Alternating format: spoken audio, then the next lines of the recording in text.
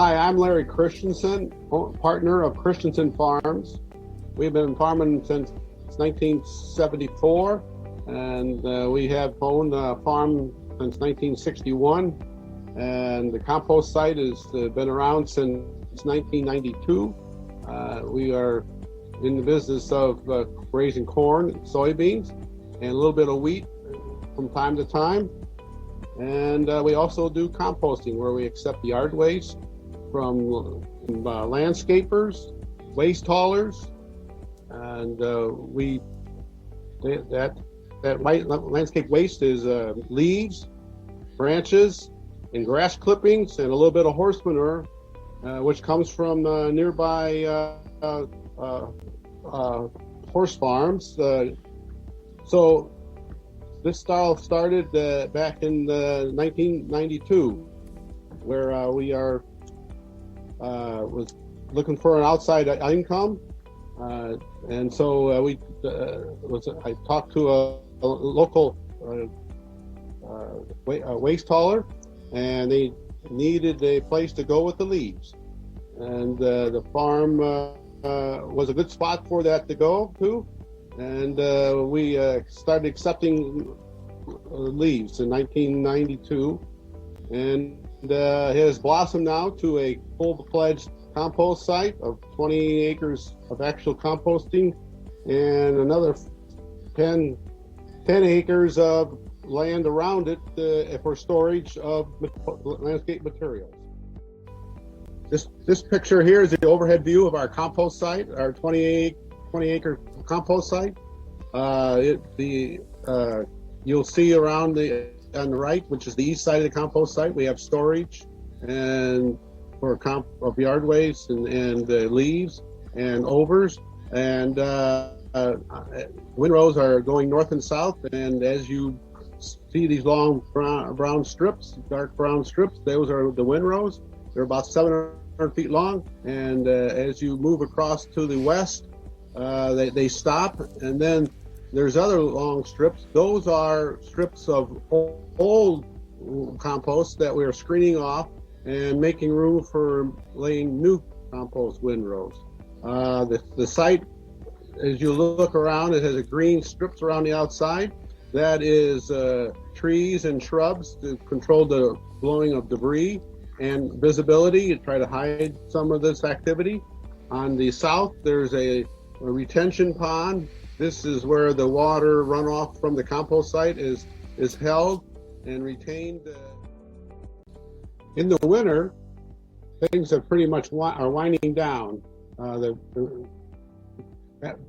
yard waste stopped coming in after December 1st, and we won't be back taking in much yard waste until about the 1st of March. So during this time, we combine the windrows to larger windrows. Sometimes we'll put 5 windrows into one, and sometimes maybe 7 into one. Combining these windrows allows the compost to stay drier through the winter. The bigger windrow does not get wet from the rains and the snow. So the compost is, although it's curing, it is not being screened. We are letting the compost sit and only get a little bit of horse manure from the stables during this time.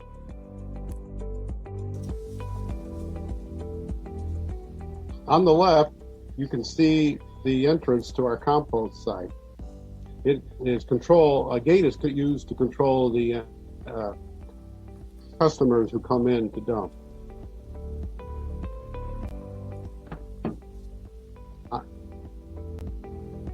On the right, there is a fabric building that has topsoil in it. We use that to blend with compost to make pulverized dirt. We also make other products such as garden soil, and that includes sand. We also have occasionally receive mulch, which is wood chips.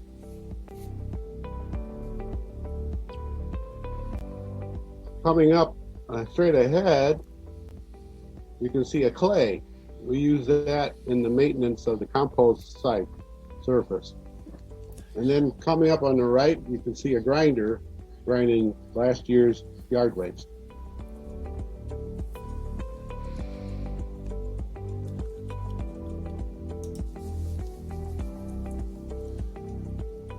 We take in about 60,000 cubic yards of yard waste per year. We grind it, mix it, and place it in windrows.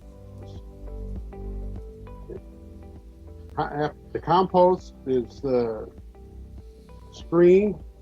About 1/3 of it is sold to landscapers, and 2/3 of it is applied on our fields to satisfy our fertilizer needs.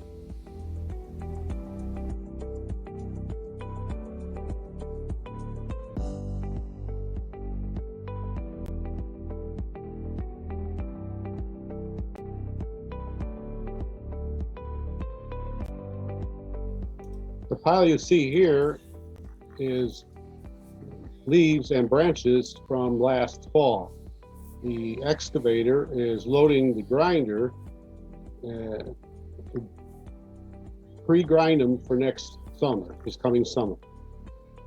The payloader there is pushing that material into a stockpile at a different, so that they'll be easy to access this summer. The light squared blotches on the pile are yard waste bags. They are come within the yard waste. The grinder destroys them. The steam coming off the grinder is from the heat of it breaking down of the leaves. It's probably about 100 degrees.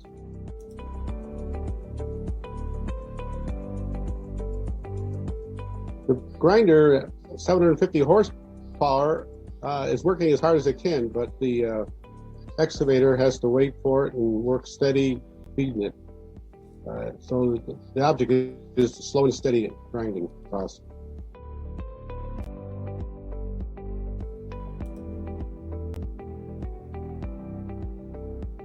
The ground leaves are a carbon source for mixing with the green grass that will come in later this spring. The grinder reduces the size of the leaves and branches for a faster and more complete breakdown. This pile of leaves will probably take about 2 weeks to grind while working 6 hours per day.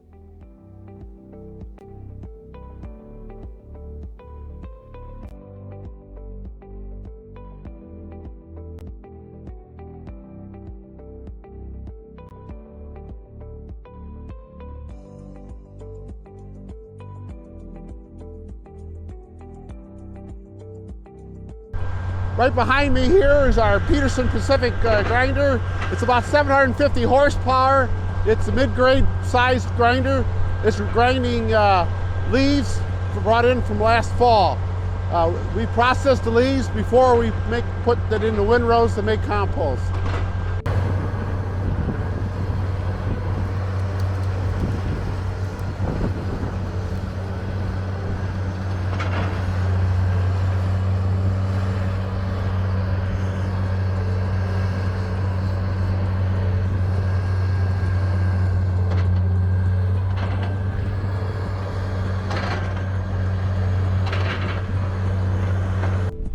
I'm Larry Christiansen. I'm a partner in the farm, Christiansen Farms. We farm about 1,600 acres of crops. Been doing it since 1974.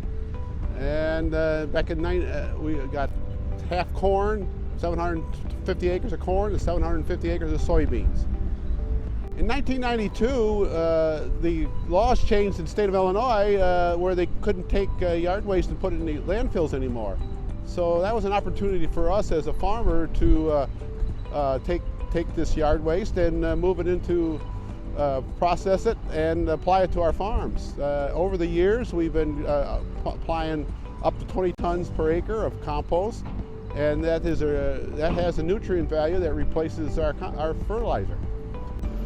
When we first started the composting, the state of Illinois allowed us to have a compost site of 2% of our contiguous acres. Since we're on a 200-acre farm, that would have meant we only had a 4-acre site of composting site. Once we went to expanded beyond that, we needed to get a full EPA permitted site. And now we have a 20-acre site of composting conducting here. Back in, when we first started taking yard waste, we couldn't sell the product. So we would apply it on our fields as the soil amendments. But eventually we got a permit to sell it through the Illinois EPA. That allowed us to sell compost to landscapers and to other farmers. So that was a good thing. Yeah. Okay, so we have the yard waste in one side, and usually it depends on the time of the year. Sometimes it comes with more or less leaves, and depends on that we add more carbon source to make the right blend to make compost. And we told the guys to make a windrow, so it's easy for us to grind it. And when we grind it, it lets have a windrow too, so we can go with a turner. We try to turn those windrows 5 times in 2 weeks, and after that we do it once a week to keep it up to temp. Usually after that we screen it to a 3/4 inch, which is that one, and whatever we don't sell, when he's going to sell it for retail or to use in landscaping, we screen it to a 3/8 inch, and whatever we don't sell, we put in our fields. So over here we have 3/4 compost, and we didn't spray in our fields last year. We're going to double screen it to a 3/8 screen to sell it to the public. They're going to, with the screen over here, once we screen it, we can sell it to people so they can use it for landscaping or for gardening.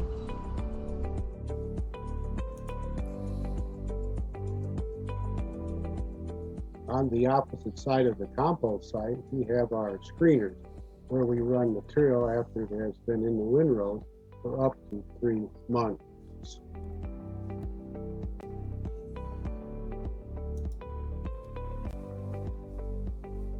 The wheel loader brings finished compost from the windrows and dumps it into the trommel screen. The screen spins and separates the large pieces of wood, which are called overs, and dumps them at the opposite end of the screener. Then discharges the screen material onto the stockpile conveyor. The size of the screen is 3/4 of an inch. The overs are moved to a different stockpile to be mixed in with fresh material that is brought in later in the season.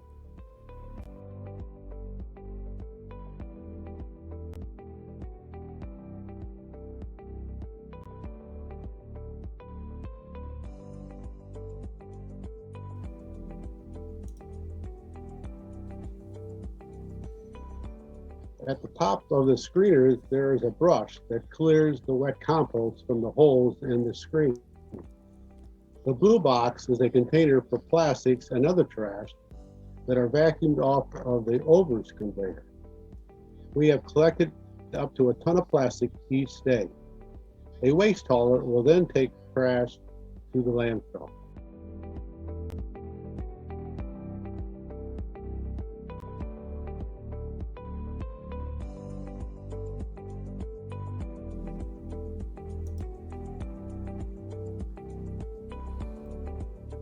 The finished compost from the windrow still contains plenty of contaminants, so it's not sellable. The kind of contaminants we see are plastic bags, water bottles, and plant containers from landscaping. The finer the screen, the fewer the contaminants. But that makes the process much slower. The more time it takes, the more money it costs us.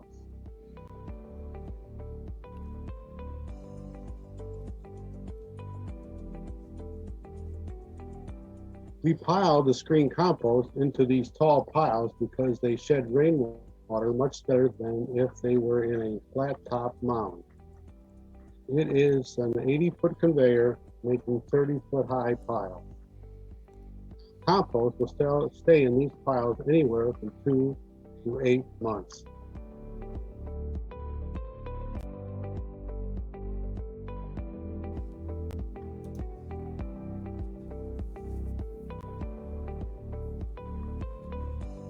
Here we have the wheel loader getting another load from the winter windrow.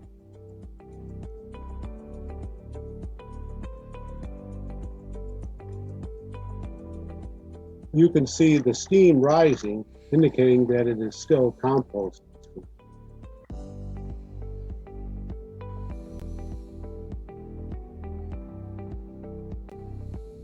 The wheel loader passes by new landscape material that has come in this spring.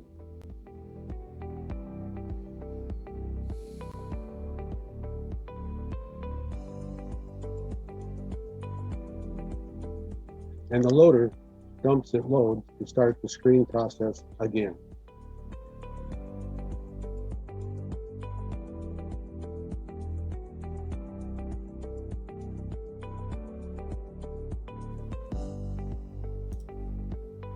The 3/4 inch compost is a universal size that can be used in our farm fields and in soil building projects. Landscapers prefer a smaller 3/8 screen compost for their projects because it looks more appealing without the larger pieces of wood.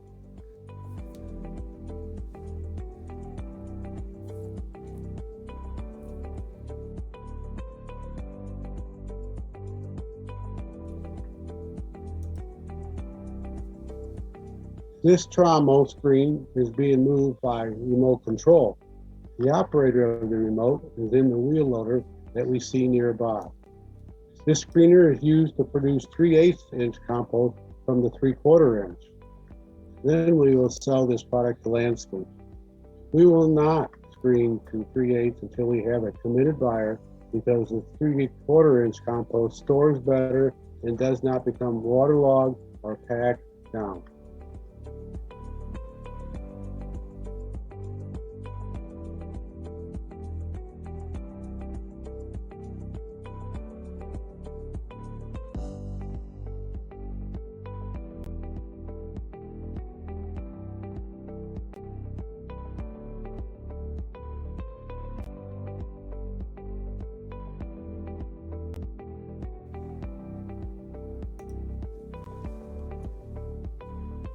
In order to collect and move material at the compost site, we need to have a flat, hard surface.